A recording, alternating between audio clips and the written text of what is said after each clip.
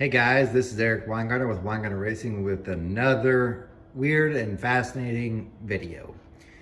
So this one's a little bit different and I'll tell you a whole lot that goes with it. Just bear with it. If I was you, please try to watch through the whole video because you'll get more information out of it. Because what ends up happening, and I understand where you're coming from. I ain't got time to watch a longer video. True, but that also means you don't have time to learn something more. But the problem that keeps happening is someone will ask a question in the comments that's actually answered in the video, but you just didn't make it to that part of the video. And it prevents me from seeming like I don't care because I don't respond to that comment because it's already answered in the video. But anyway, here's what's going to happen on this one. And it really is a pretty cool test.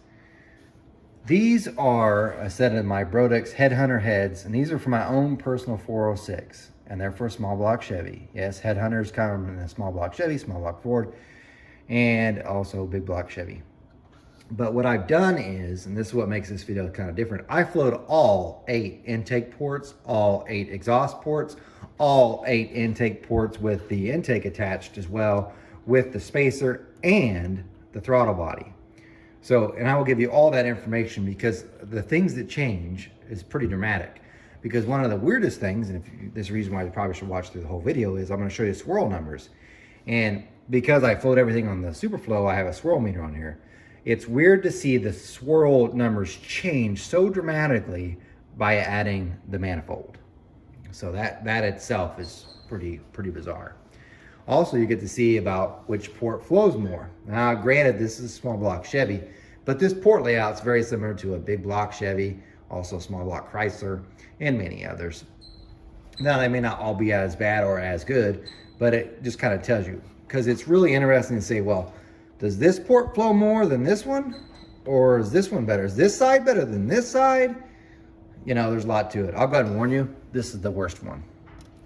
But I will say this too, from Engine Masters, when I was doing a lot of testing for that during the competition, there used to be on the Hurricane manifold, the inside ones were actually the worst. So it's kind of manifold specific, but we'll get to it.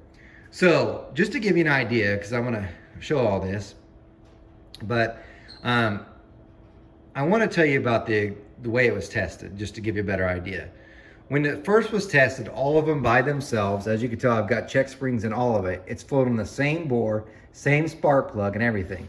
When it's initially tested, it was flowed with this clay entry. And this clay entry was used on all the ports where they used the same clay entry.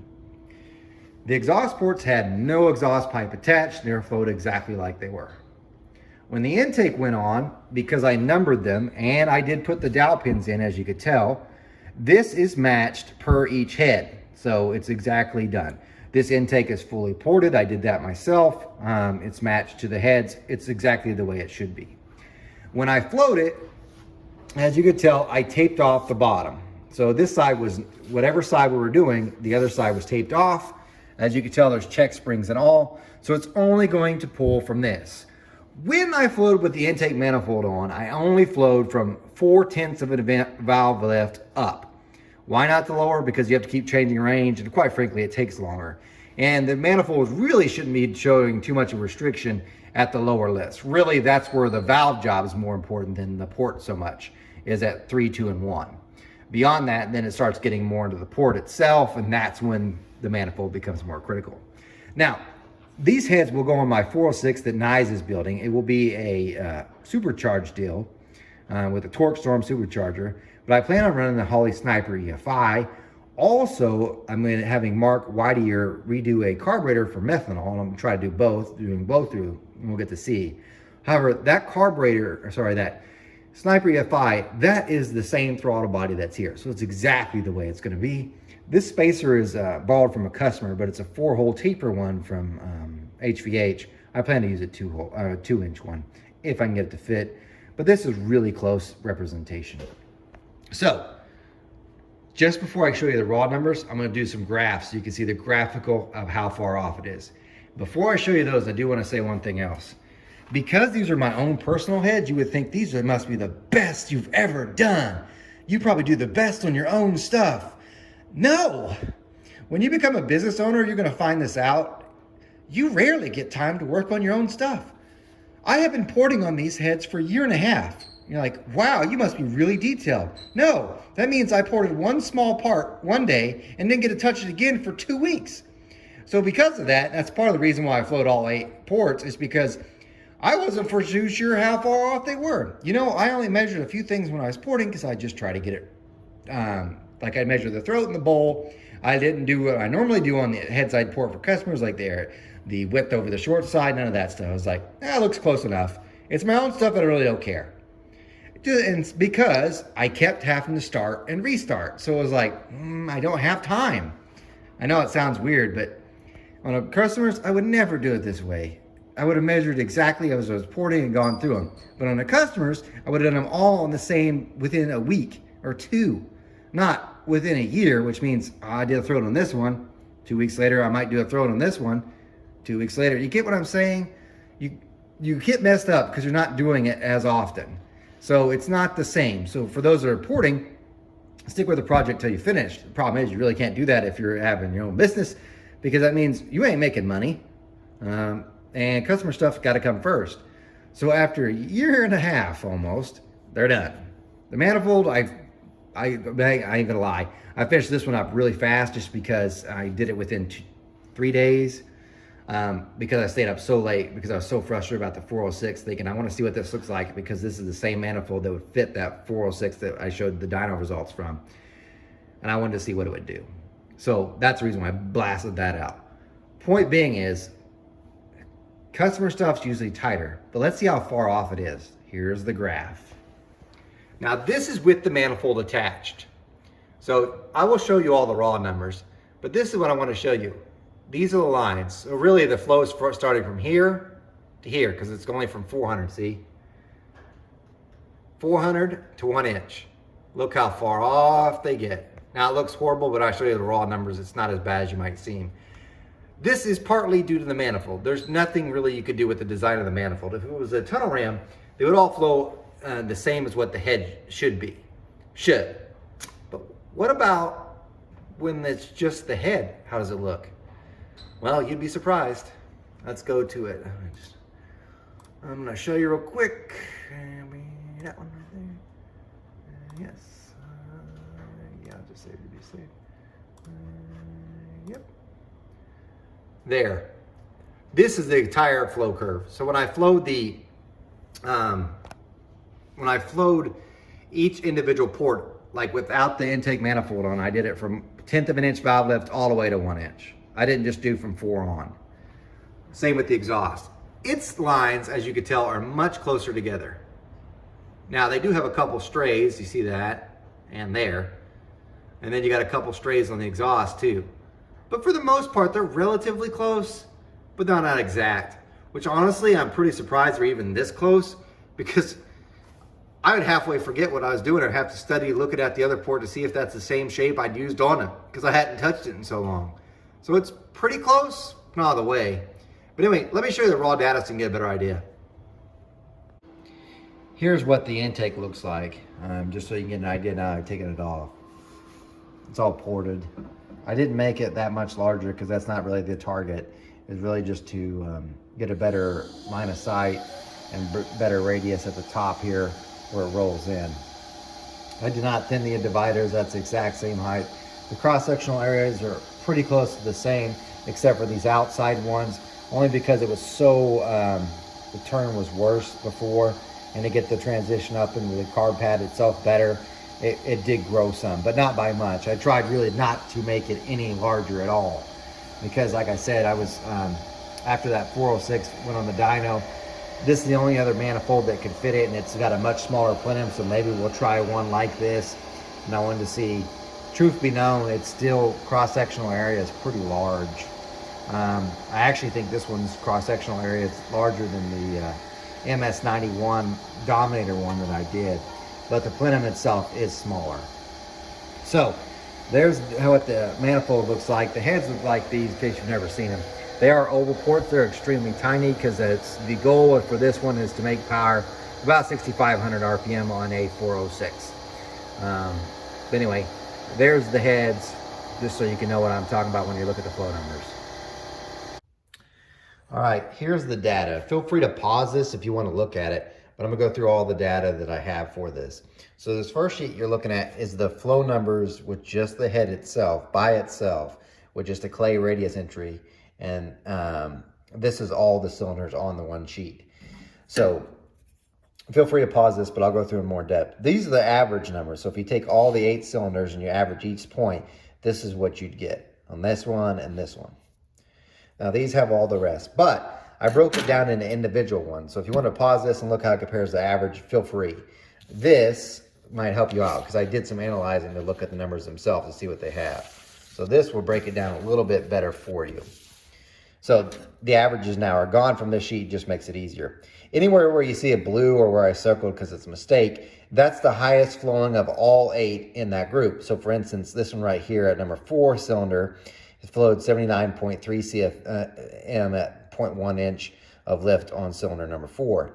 Now I should point out this may be the valve trying to be sucked in or something going on there. So don't count that. I don't really get too worried about 1 inch or 1/10 of an inch valve lift. From 2 on, it should be fine. But still, even at 2, it's pretty good. Anyway, so wherever you see it, these are the higher points. So if you look, cylinder 4 is best at 1, 2, and 3, it is. And then at, goes to cylinder 6 is next better at 4 and 5. However, cylinder 2 is better at, as you could tell, 6, 7, 8, 9, and 1. That way it's hard to see, but that's 353.1. The exhaust is all over the board, but you can see the difference there, that how they are. So wherever you see a blue, that's the higher one for that cylinder. So they're all kind of varied. Then what I did is, just to make things easier, right over here in the side, you see me, I wrote down numbers. This is the difference between the highest flowing one and the lowest flowing one, 13 CFM. 10 CFM, 7, 6, 10, 9, 6, 5, and 4. So when they get higher up in the flow, they're about the same. The port's about there. The exhaust, though, it's all over too. 7, 12, 14, 7, 7, 5, 3, 5, and 11. So they vary too. And you'll see a more of likely trends. And I'm going to justify this, just to say this again, because I know not everybody watches the full video. It's really hard to make the flow numbers flow the same when you work on a head for maybe an hour one day and you won't touch it again for a month or a couple weeks.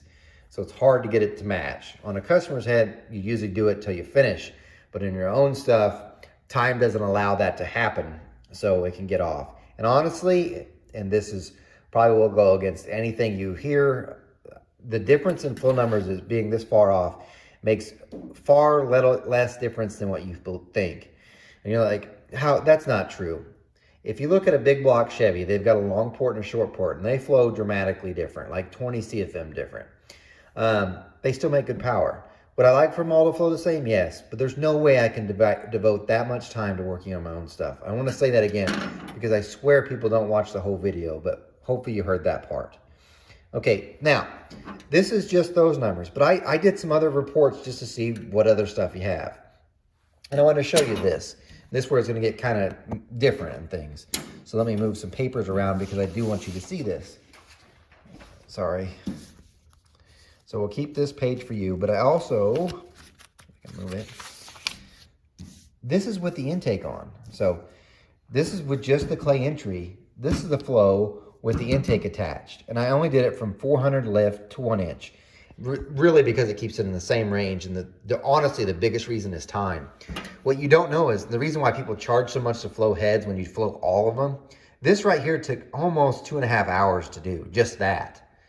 This took less time because I only was doing just from 4 on, but it still was over an hour. So a lot of time. I mean, many late nights just to get this done. So it's different. However, what you'll see though, this being with just the intake attached, you got your spacer, the exact throttle body size I'll be using, wide open, everything, the taped off the other side. So it's only pulling from the port that's being flowed. And you'll notice some trends happening that are different. For instance, if you look at the cylinder number 1 here, you notice how it has no blue highlighted, no circle. That means it doesn't have anything where it's the highest. Not a single one. As a matter of fact, if you look 348.7, this is the worst peak flowing one that's on there, cylinder number 1. It's worse just about everywhere. When the intake's attached, the story changes. It's better at 7, 8, 9, and 1. So the numbers really switch. It went from being the worst to the best. And you can tell, like this one, cylinder number 4, still says it's the best at 4. So you can see there's some strange differences. And then you'll see where some of the runners themselves flow horrible. For instance, this one flows 330 on cylinder 1. But if you notice cylinder 2, 313. By the way, you're like, well, shouldn't they be the same? No, if you look at the manifold, this corner here is the same as that corner on the other side of the manifold. And they X across. So that one shouldn't be number 2. It should be like, I think it should be number 8. But then 8 was low too, so it's kind of like, what happened? But anyway, number 2 is for sure low. 8 was low. And if you look at number 8 being as low as it is, I think that's actually the worst one. If we go to cylinder number 8, it also doesn't have the best numbers here either, but it's not horrible. It's not as bad as cylinder number 1. So some things kind of moved around. And it just kind of gives you some idea. Plus the differences got off by more. 8, 10, 10, 20, 22, 20, 17. That's from the highest to lowest. I should point out, if I was really mathematician was doing it kind of a different way you could do it, is you would remove the highest number and the lowest number, and those would be in the middle would be what you have. But I just like doing the variations like this. So yeah, it really did vary. And I think it doesn't matter, even if I spend a whole lot of time with this, that on a single plane manifold, this is going to happen. You are going to have some runners that will not flow as well as the other. It's the nature of the beast, just because they're not straight. One's going to make more of a turn than the others. It's going to happen. You can make it better with different manifold designs too, like if you had a taller one and straighter shots and stuff with the manifold design. Not on this one. And there's only 2 manifolds, like I said, that fit this head, so it is what it is. There's that. Then I did one more. I did several reports, but let me show you the next one. This is because I used my swirl meter. I wanted to see which cylinder swirled more, just because I was curious. If you look, 5 at 1. Now, by the way, this is without the manifold attached. I'll show you what the manifold attached in just a second. 5. Cylinder 5 had the most swirl, and that's, by the way, that's no manifold, okay? Let me switch to the other one. Now, intake attached? Nope. Let's go to cylinder 5 again. Still swirls the highest. So, swirled the highest without the manifold and with the manifold for the most part. And you can see those swirl numbers. Kind of shows there. So there's some more information for you. And this is the last one I show, but I don't know that you guys will even do it. This is going to overwhelm you with data. I'm going to try to keep this together because this engine will be dynoed and will have a power adder, so we'll get to see what it does. But let me move this out of the way. I'll drop those because I want to show you this. This is the last thing I'm going to show you. This is a lot of data. I don't know. Like I said, I don't know that you're going to want to see it all, but I'll put this back over here. What I did with this one is, let me pull out the whole sheets because there's a lot of numbers. And like I said, you could pause this, you probably will. Because I won't go through this in too much depth, it's just too long.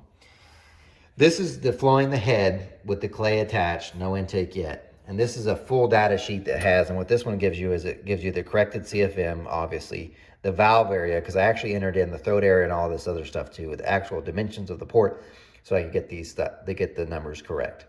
So valve area, CFM per square inch, that's calculated in there too.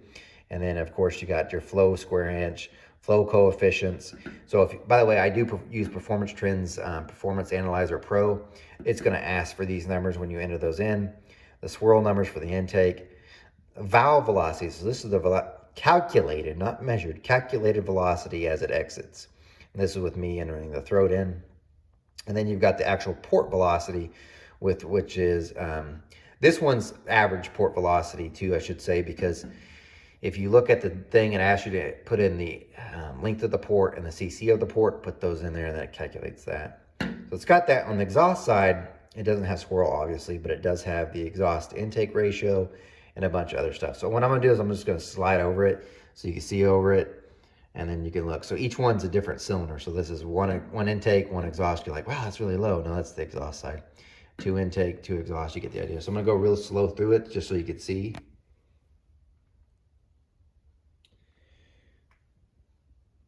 And I'm missing a page for 8. No, I'm not. It's underneath this one.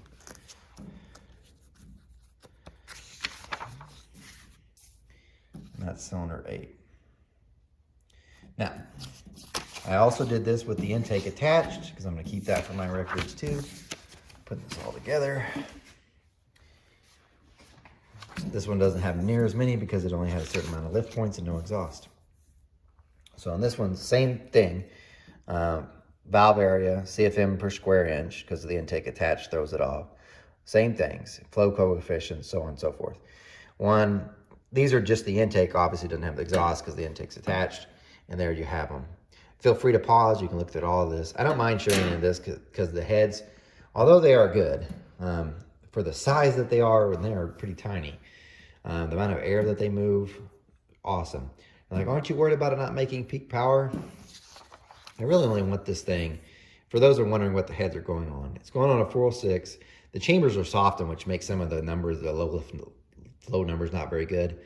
But it's just going on a 406 that's going to take place in of the S10. It's going to have a Torque Storm supercharger on it.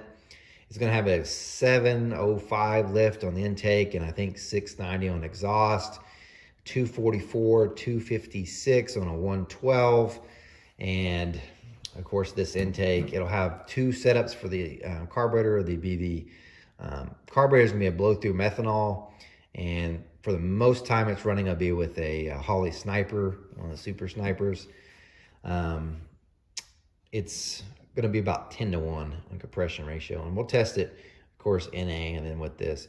But I'm really only trying to make it to make peak power. I want it to run less RPM than what the engine currently is running, but make the same or more power. So I'm hoping for like maybe 6,500 RPM. We'll see. And this way maybe I could drive it longer and I could put a less stall in it. But anyway, those are the numbers for you. Hope you enjoyed the video. Thanks for sticking around to the end. If you have questions or comments, feel free to leave them. And we'll go from there. You guys take care. This is what the inside of the plenum looks like, just so you can kind of see. As you can tell, I've milled out almost the entire divider. This may play a part of why having the no spacer might be different than having the spacer. As you can tell, I blended it in too, although not that much.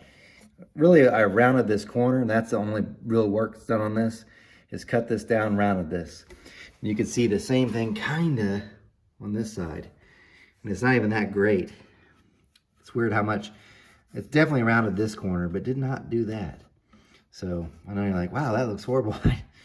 Yeah, whenever it's not trying to make power, it is what it is. Someone would argue that doesn't look like it's going to make any power and you killed torque. In case you wonder what it looks like stock, it looks like this. So, anyway, let's look at the results on how it did versus having this all cut out and the spacers, and you'll see.